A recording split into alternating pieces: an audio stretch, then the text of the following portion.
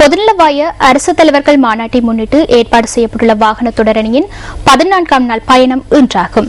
MTV MBC ஊடக வலையமைப்பு, ஊடகத்துறை அமைச்சு மற்றும் தேசிய இளைஞர் சேவைகள் மன்றத்துடன் இணைந்து இந்த வாகன தொடரணியை ஏற்பாடு செய்துள்ளது.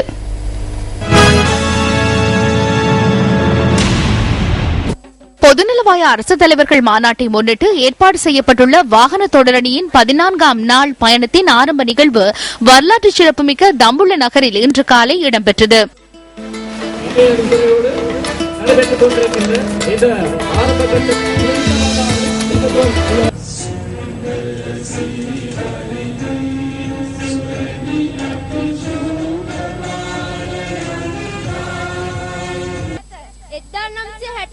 සිට මෝල්ටාව එක්සත් ජාතීන්ගේ සමාජික රටකි.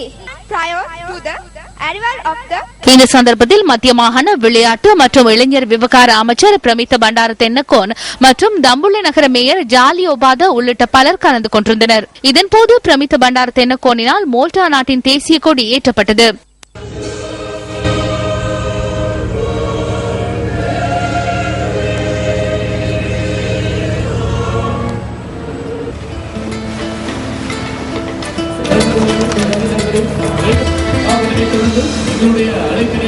අපි විශේෂයෙන්ම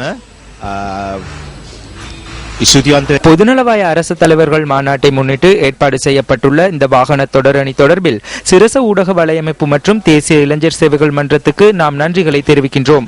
வரலாற்று சிறப்புமிக்க தம்புள்ளை நகரிற்கு வருகை தந்து இளைஞர் யுவதிகள் மற்றும் பாடசாலை மாணவர்களுக்கு பொதுநலவாய மாநாட்டின் முக்கியத்துவத்தை தெளிவூட்டி அவர்களையும் இதனுடன் இணைத்துக் கொண்டமை குறித்து நாம் மகிழ்ச்சி அடைகின்றோம்.